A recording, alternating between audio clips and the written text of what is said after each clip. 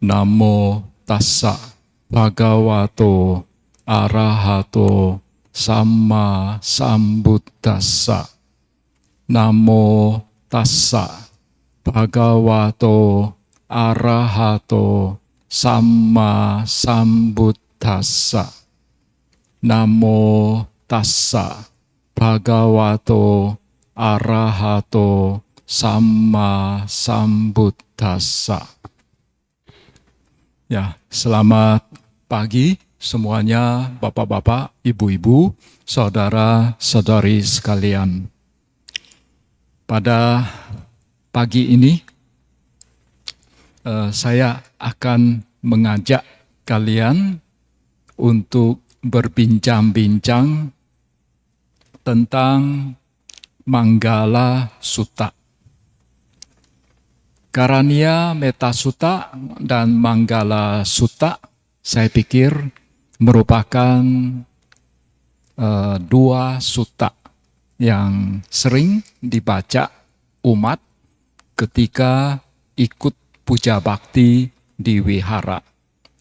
Ya, mungkin kalau kita bandingkan Karaniya Metta Sutta sama Manggala Sutta, memang yang lebih sering dibaca adalah Karaniya Metta Sutta. Tapi kalau lihat dari isinya, maka sebetulnya Karaniya Metta Sutta itu justru Sang Buddha itu tujukan kepada para biku. Jadi isinya itu sebetulnya lebih cocok untuk para biku. Mungkin lain kali di kesempatan yang lain saya akan membawakan juga Karaniya Metta Sutta. Justru kalau kita lihat isinya, maka Manggala Sutta lebih cocok untuk umat awam. Walaupun sebetulnya bisa juga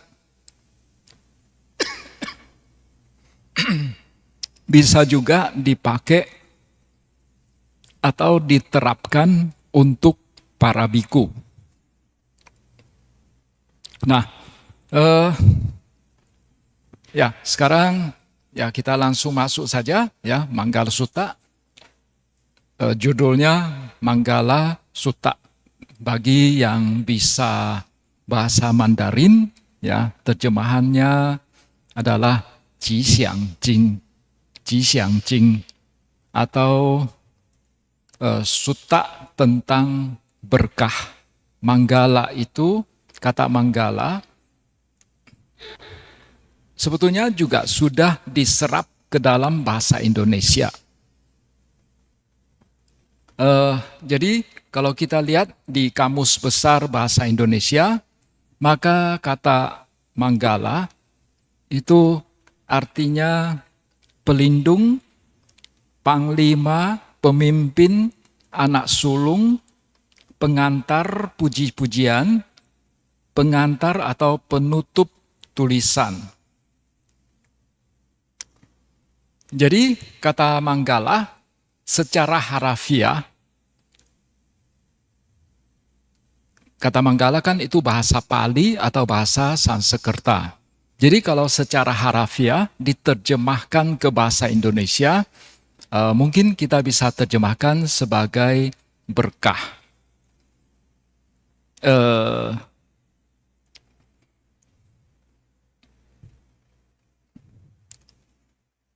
Kalau kita berbicara tentang berkah, biasanya itu asosiasinya, dia hari ini saya mendapatkan berkah. Mungkin bisa kita katakan, kalau hari ini saya mendapatkan berkah, hari ini saya mendapatkan hoki. Saya hari ini hoki gitu. Jadi kata Manggala ini bisa juga sesuatu yang kita dapatkan, bisa juga Manggala itu merupakan sebuah tanda yang baik. Jadi misalnya kalau di India dulu, kalau orang keluar rumah lalu melihat ketemu ada orang hamil, berarti hari itu dia akan mendapatkan berkah.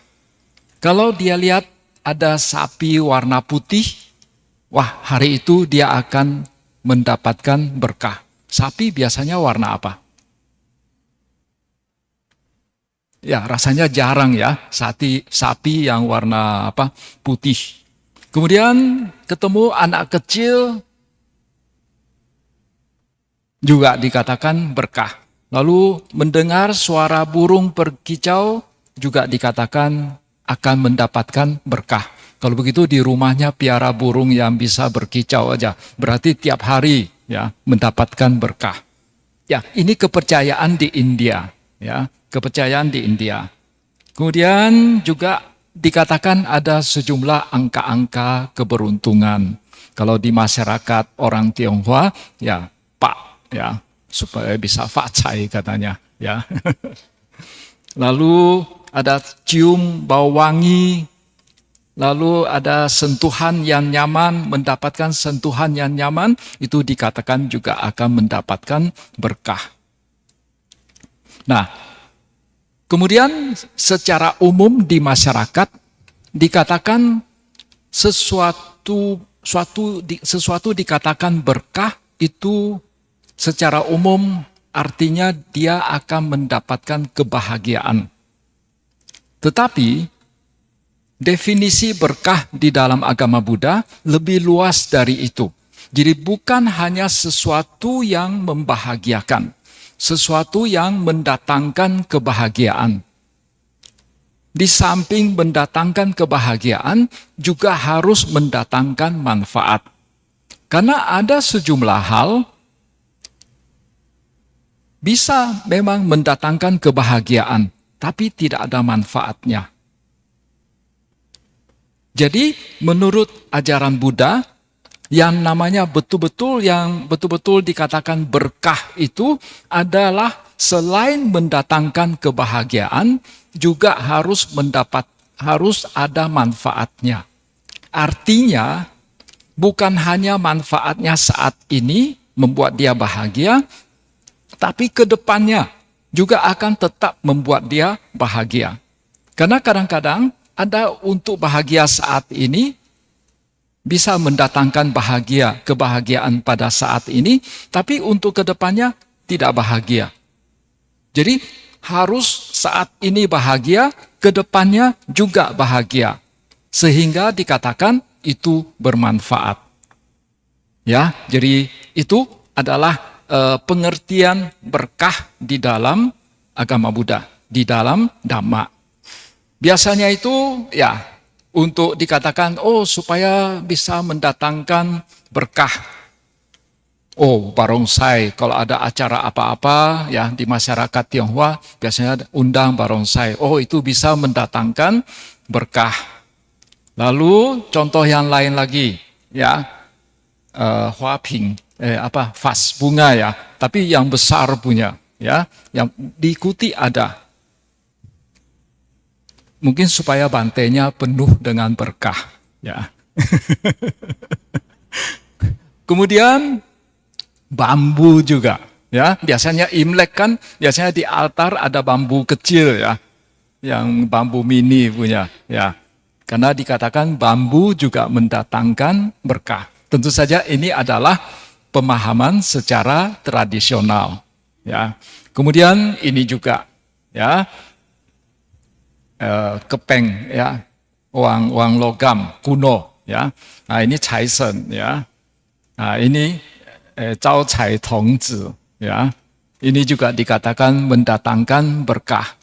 Nah ini ikan ya. Ikan karena bunyinya i, jadi apa? I itu sisa ya. Jadi i itu bisa ikan, bisa juga artinya sisa. Jadi nian you i. Jadi setiap tahun ada sisa begitu ya. Kristal juga dikatakan ini. Tapi jangan gara-gara saya kasih lihat begitu, kalian nanti di rumah lalu tidak ada barangnya, lalu Bante bilang ini mendatangkan berkah, lalu beli gitu. Tidak perlu. Ini hanya kepercayaan tradisional ya. Ini juga dikatakan bisa mendatangkan berkah macam-macam ya. Bangau, biasanya bangau itu berkah usia panjang ya, changshou ya. Ini juga ya, bonsai ini pinus biasanya Ya. Nah, lantas sekarang bagaimana pandangan Buddhis tentang berkah, tanda-tanda atau alamat baik? Jadi konon waktu Sang Buddha masih hidup, waktu itu di kalangan manusia maupun para dewa, itu terjadi perdebatan tentang sesungguhnya apa yang merupakan berkah itu. Atau tanda-tanda apa yang merupakan berkah. Jadi waktu itu di kalangan para dewa, juga manusia, mereka saling berdebat. Oh, ini yang namanya berkah. Oh, itu yang namanya berkah. Tidak ada kepastian. Lantas, waktu itu ada sesosok dewa, dia mendatangi Sang Buddha. Tanya ke Sang Buddha, sesungguhnya apa yang namanya berkah itu? Dan waktu itu Sang Buddha sedang tinggal di kota Savatthi.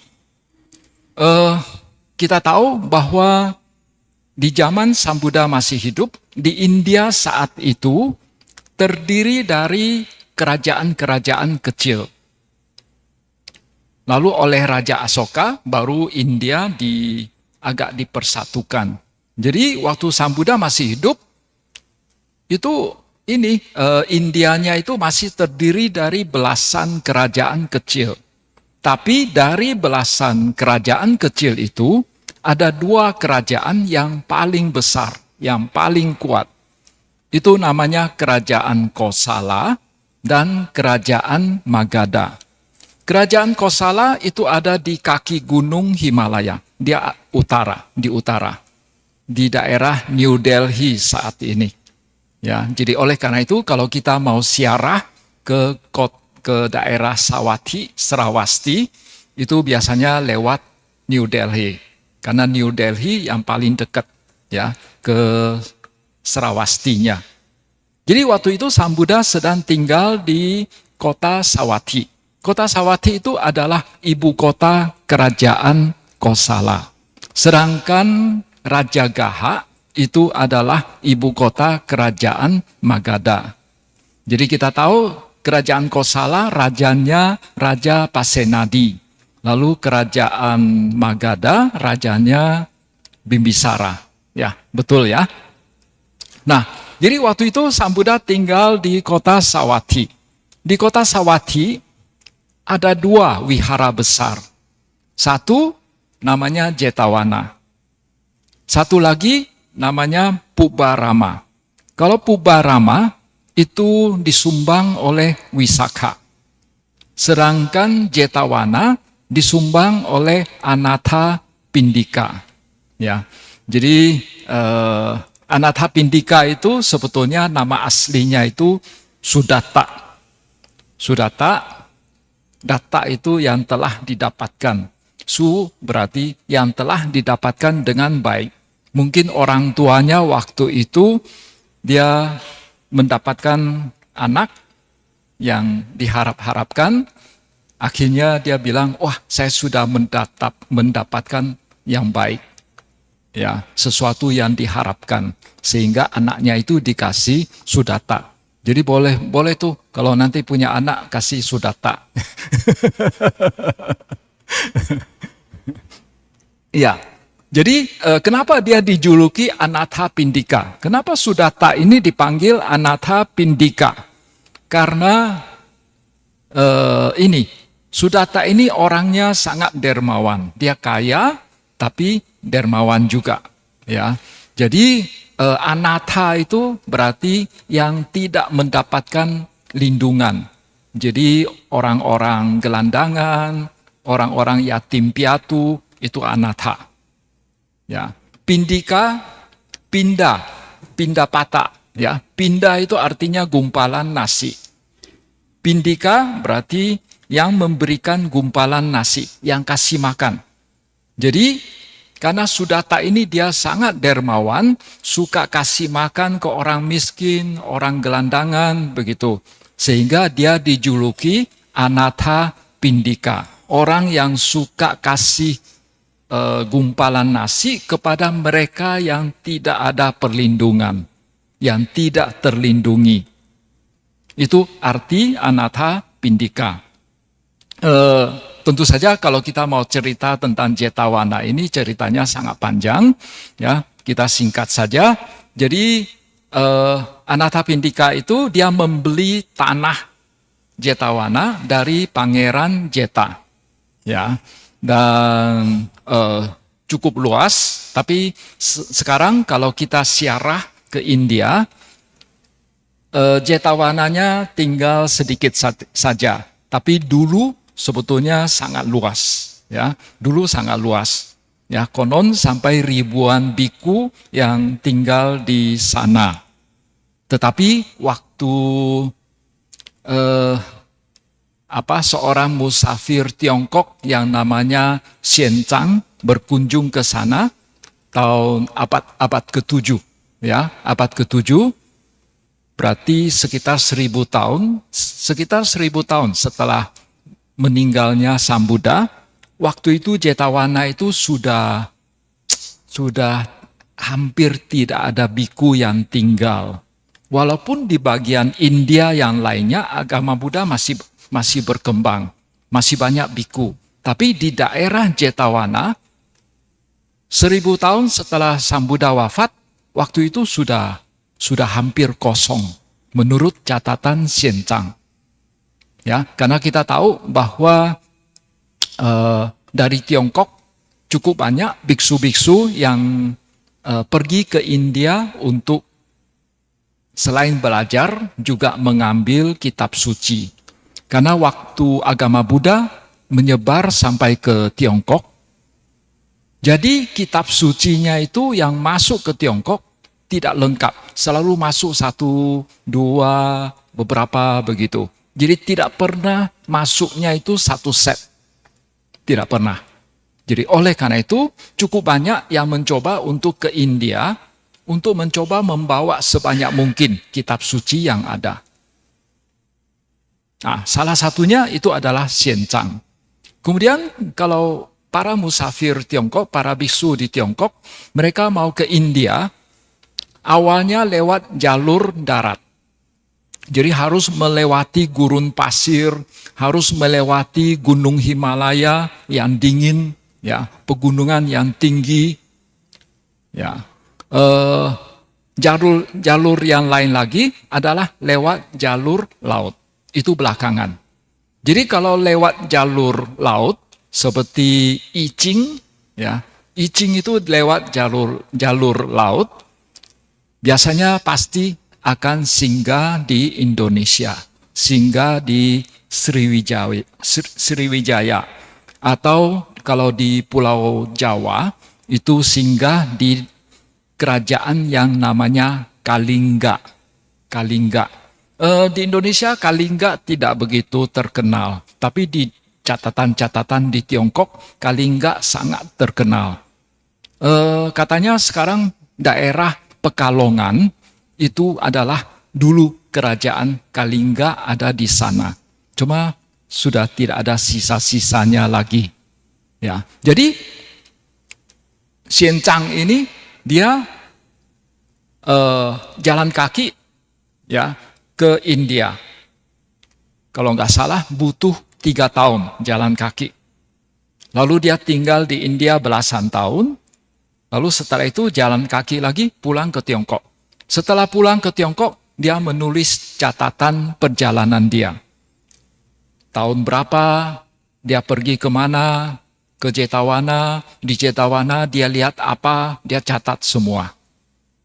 Nah, jadi waktu Xian Zhang ini dia datang ke kota Sawathi, dia mencatat bahwa waktu itu dia ditunjukin orang-orang di sana ada 3 kolam besar, tempat di mana itu ada 3 orang masuk neraka di kota Sawathi. Masuk Awici. Siapa? Yang pertama tentu saja Dewadatta. Lalu yang kedua, siapa? Ada yang tahu? Kalau nggak salah, apa sih? Jinja, ya, Jinja. Lalu yang ketiga, Supabuddha kalau nggak salah. Ya, jadi katanya waktu itu bekas mereka masuk neraka itu kan waktu itu dikatakan buminya kan muncul celah. Lalu Dewadatta jatuh ke dalam. Jadi bekas bumi merekah itu akhirnya menjadi sebuah kolam yang besar. Tapi tentu saja kalau sekarang kita ke India sudah tidak ada lagi. Tapi waktu Xianzang ke sana itu masih di ini. Jadi kota Sawathi ini merupakan sebuah kota yang cukup penting di dalam agama Buddha.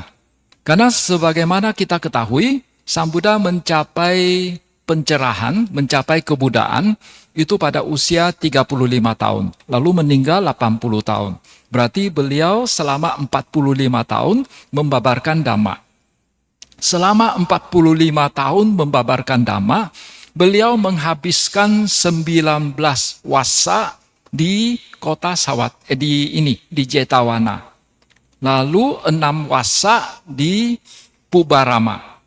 Jadi total di Sawathi beliau menghabiskan 25 wasa. Jadi dari 45 tahun membabarkan Dhamma, Sang Buddha itu menghabiskan 25 tahun itu di kota Sawathi. Jadi berarti cukup banyak sutta-sutta itu dihasilkan di daerah Sawathi. Terutama Jetawana. Termasuk juga Manggala Sutta ini. Jadi ketika Sang Buddha membabarkan Manggala Sutta ini, itu beliau berada di Jetawana. Ya, ini kalau sekarang kita ziarah ke India, Jetawana yang ada. Ya. Oke, ya. Jadi waktu itu dikatakan ya banyak dewa itu mengatakan ya dewa yang menghadap Sang Buddha mengatakan banyak dewa dan manusia yang mendambakan kesejahteraan, memikirkan ihwal berkah. Paparkanlah apa itu berkah yang tertinggi. Ya. Lantas Sang Buddha menjawab, Asewana ca balanang, tidak bergaul dengan kaum dungu, bergaul dengan mereka yang bijaksana, menghormati mereka yang layak dihormati. Itulah berkah yang tertinggi. Total di dalam Manggala Sutta ini, Sang Buddha membabarkan 38 jenis berkah. Nah, dalam syair yang pertama, Sang Buddha mengemukakan 3 berkah. Sebagaimana kita ketahui bahwa Sang Buddha itu seringkali waktu ngajarnya itu secara bertahap. Jadi waktu awal-awal mengajar, dari yang gampang dulu. Jadi asumsinya ini kita belum tahu apa-apa tentang Dhamma. Jadi ibaratnya itu mengajar ke anak-anak. Jadi biasanya itu untuk anak-anak. Hal yang pertama yang perlu kita perhatikan apa? Adalah lingkungan pergaulan dia. Lingkungan pergaulan dari anak tersebut. Karena anak-anak kan masih polos, masih gampang dipengaruhi. Jadi oleh karena itu, hal pertama yang harus diperhatikan adalah lingkungan pergaulan mereka. Jadi, pertama, jaga pergaulan mereka. Jangan bergaul dengan orang yang tidak baik, tapi bergaullah dengan orang yang baik. Ini. Jadi, tidak bergaul dengan kaum dungu. Kaum dungu di sini itu bukan merujuk ke orang yang IQ-nya rendah. Kalau bahasa Palinya itu bala. Asewana cak balanam. Bala. Bala itu secara harafiah artinya anak yang masih ingusan. Jadi anak yang masih belum tahu apa-apa. Belum bisa membedakan yang mana yang baik, yang mana yang buruk.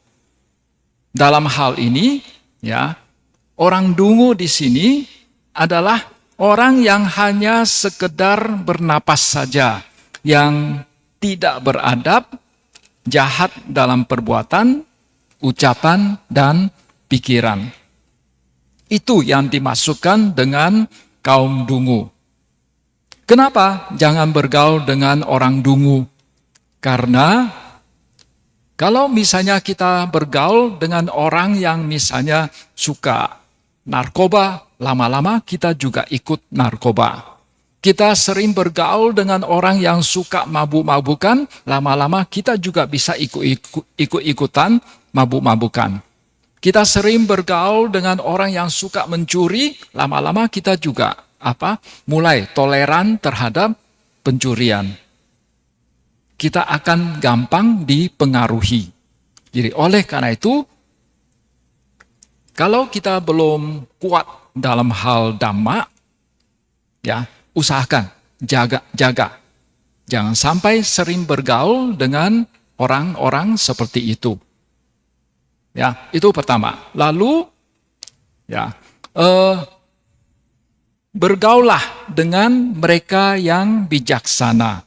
Jadi, panditananca sewanang. Berarti orang bijaksana itu, bahasa Palinya itu pandita.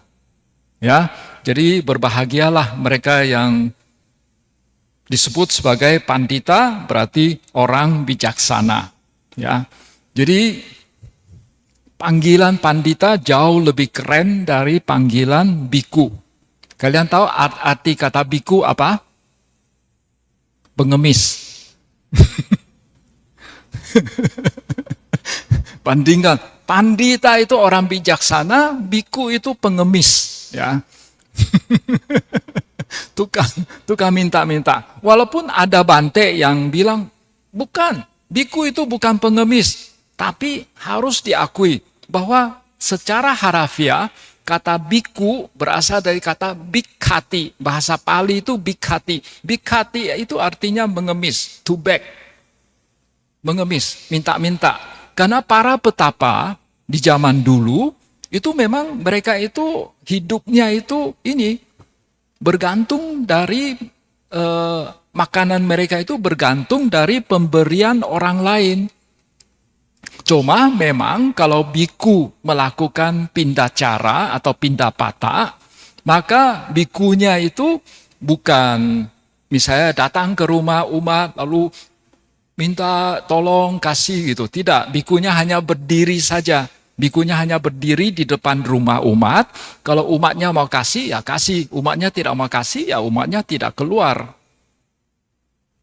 Ya, itu. Jadi sebetulnya ya itu secara harafiah biku artinya minta-minta. Jadi bergaulah dengan mereka yang bijaksana.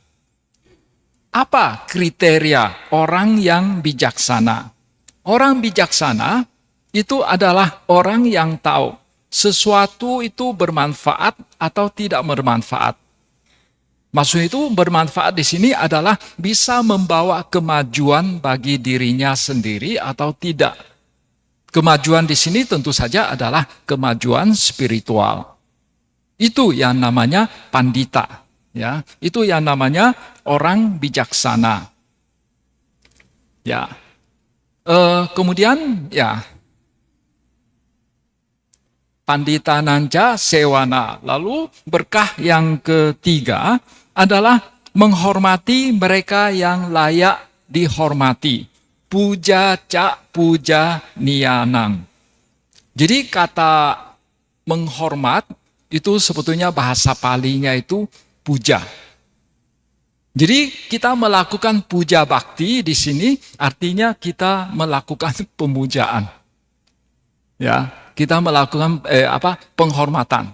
Penghormatan kepada Sang Buddha, penghormatan kepada Dhamma. kita melakukan penghormatan kepada sangga. Ya. Ya.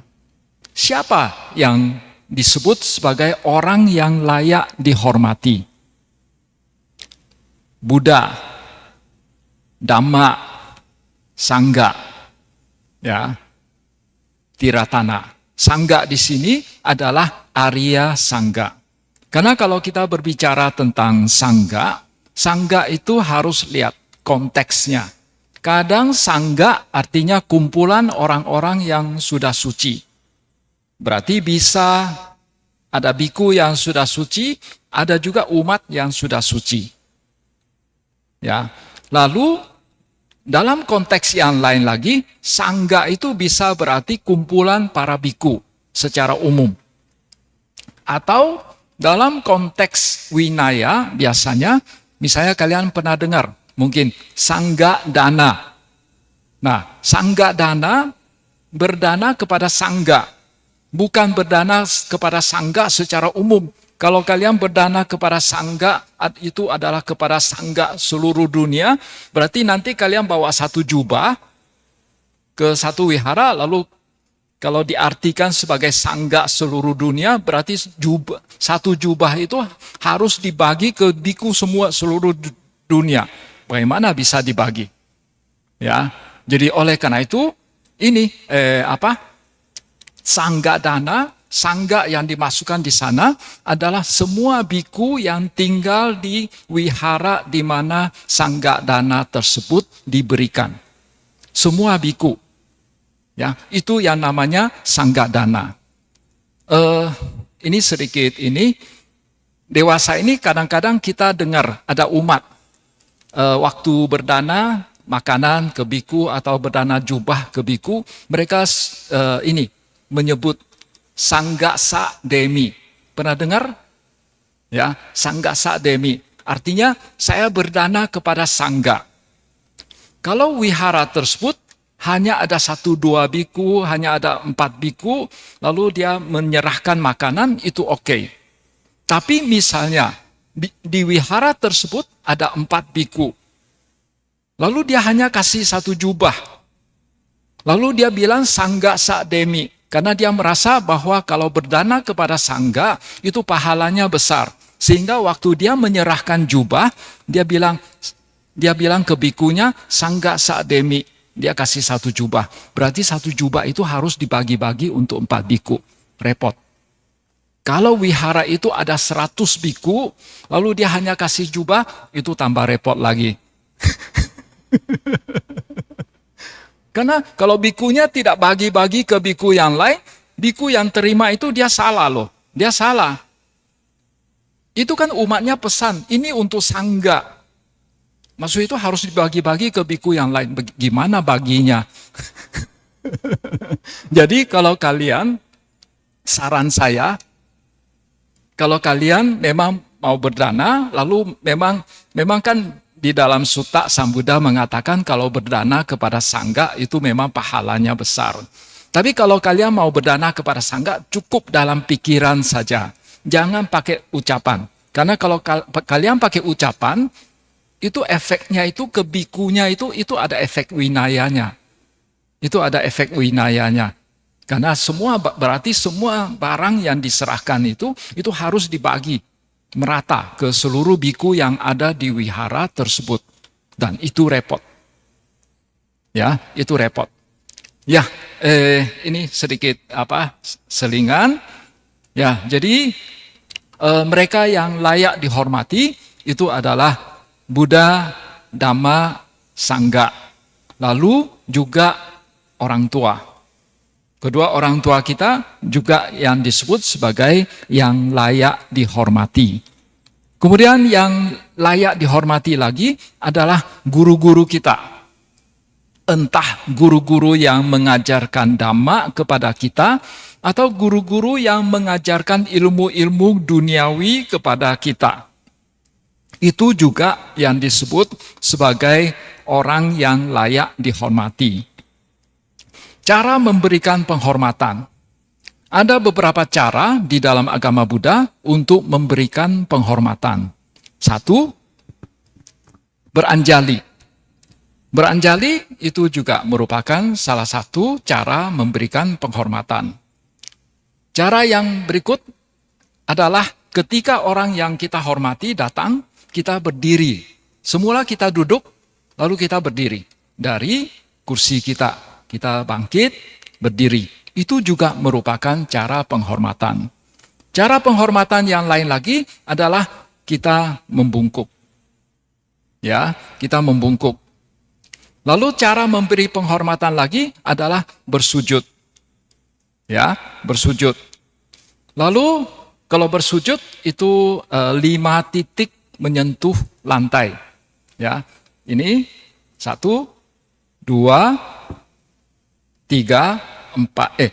1, 2, 3, 4, 5. 5 titik menyentuh lantai. Kemudian ada lagi cara menghormati yang lain. Misalnya petapa Sumeda. Waktu ketemu Buddha di Pangkara, ya. Nah, itu gaya namaskaranya orang Tibet, ya. Jadi sebetulnya di Theravada juga ada sebetulnya, cuma hampir tidak pernah dipraktekkan, ya. Jadi sebetulnya di dalam bahasa Pali itu ada, kitab bahasa Pali ada disebutkan cara penghormatan seperti itu. Cuma untuk orang Theravada itu hampir tidak pernah dipraktekkan. Ya, jadi ada beberapa macam cara penghormatan. Tapi di dalam Sutta juga dikatakan ada yang namanya Amisa Puja. Kita menghormati dengan memberikan benda-benda.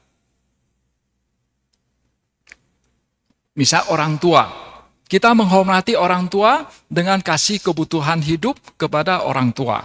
Kita merawat orang tua, itu juga menghormati. Tapi bagaimana cara kita menghormati Dhamma? Bagaimana cara kita menghormati Buddha? Dalam Sutta dikatakan cara menghormati yang paling baik adalah kita mempraktekkan Dhamma itu sendiri.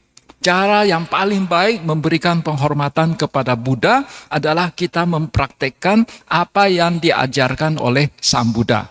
Itu merupakan cara penghormatan yang paling baik.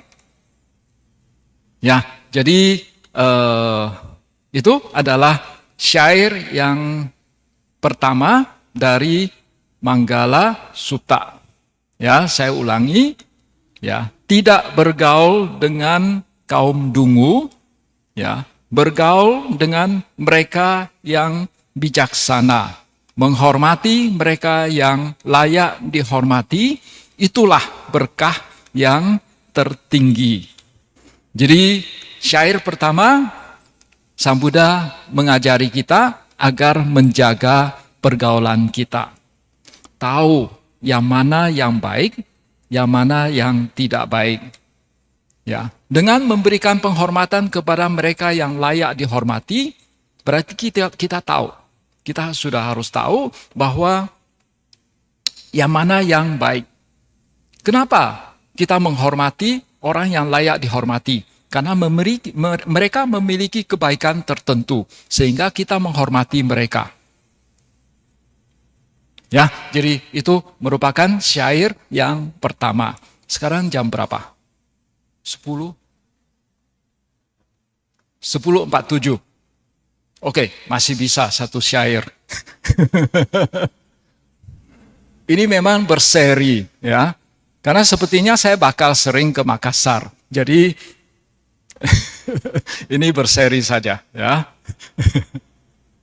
Sebetulnya penjelasan tentang Manggala Sutta ini bisa diperpanjang, bisa diperpendek. Kalau mau cepat-cepat selesai, ya cepat-cepat bisa juga. Ya, oke. Syair yang berikut. Tinggal di tempat yang sesuai. Sebelumnya telah melakukan kebajikan, memiliki aspirasi diri yang benar. Itulah berkah yang tertinggi. Nah, tinggal di tempat yang sesuai. Ini juga menjaga lingkungan pergaulan kita. Lingkungan yang sesuai itu seperti apa? Kalau menurut kitab komentar, dikatakan lingkungan yang sesuai itu adalah tempat yang masih ada biku, masih ada umat yang memiliki keyakinan terhadap Buddha, Dhamma, dan Sangha. Masih ada orang yang mempraktekkan sila samadhi dengan panya. Masih ada orang yang mempraktekkan ajaran Sang Buddha. Itulah yang disebut sebagai tempat yang sesuai. Ya, memang di dalam Dhamma kita juga mengenal ada 8 tempat yang agak sulit untuk mempraktekkan Dhamma. Ya, yaitu kalau kita terlahir di alam neraka, itu tidak sesuai untuk mempraktekkan Dhamma. Sulit untuk mempraktekkan Dhamma. Bukan hanya sulit, bahkan dikatakan tidak mungkin untuk mempraktekkan Dhamma. Terlahir di neraka. Lalu terlahir di alam binatang. Juga secara umum tidak sesuai. Sulit untuk mempraktekkan Dhamma. Tapi tentu saja ada sejumlah pengecualian. Misalnya kita baca di Jataka. Ketika Sang Bodhisatta terlahir sebagai monyet, ya masih bisa mempraktekkan Dhamma. Tapi secara umum kalau terlahir makhluk orang-orang yang lain, ya misalnya terlahir sebagai binatang, biasanya sulit untuk mempraktekkan Dhamma. Kemudian terlahir di alam peta, itu juga sulit untuk mempraktekkan Dhamma. Sulit untuk melakukan perbuatan baik. Tapi dikatakan sulit, tapi masih ada beberapa yang bisa dilakukan oleh peta. Sehingga kita bisa menolong mereka melalui pelimpahan jasa. Jadi yang bisa dilakukan oleh peta, perbuatan baik yang bisa dilakukan oleh peta adalah ketika orang lain melakukan perbuatan baik, lalu mereka melakukan pelimpahan jasa untuk dia bisa mengucapkan sadu, sadu, sadu, atau bisa turut bergembira. Bisa rejoice. Jadi karena bisa turut bergembira sehingga ada efek pelimpahan jasa. Sehingga kita bisa menolong para peta dengan pelimpahan jasa. Jadi terlahir sebagai peta secara umum juga dikatakan itu tidak sesuai. Kemudian terlahir sebagai Brahma. Brahma yang masuk kategori asanya satta. Brahma asanya satta itu hanya punya fisik, tidak ada batin. Jadi sama seperti benda mati gitu. Lalu kalau sudah waktunya, ya, jadi apa beda asanya satta sama benda mati ini? Kalau benda mati ini, kain ini, ya saya simpan jutaan tahun, miliaran tahun, triliunan tahun, ya dia paling hanya akan rusak, hancur begitu. Tapi kalau asalnya satta, walaupun dia benda begitu, ya dia benda, tapi dia akan tetap seperti benda itu, lalu sampai usianya dia akan meninggal, dia akan terlahir di alam lain. Kalau ini tidak bisa terlahir di alam lain. Jadi perbedaan antara asalnya satta, ya, dengan benda mati. Ya, kalau asalnya satta, walaupun dia hanya berupa materi, tapi dia masih bisa mengalami kelahiran kembali. Ya. Kemudian tentang asalnya satta ini, dia sebagai Brahma. Kenapa suatu makhluk bisa terlahir di alam asalnya satta? Karena semasa dia hidup, dia memiliki pandangan salah. Jadi orang ini sebetulnya meditasinya jago. Dia bisa masuk jana. Meditasinya bagus. Dia bisa masuk jana. Tapi dia memiliki pandangan salah. Pandangan salahnya apa?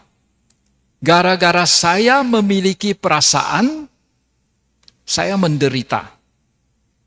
Coba saja, kalau saya tidak punya perasaan, saya tidak akan menderita.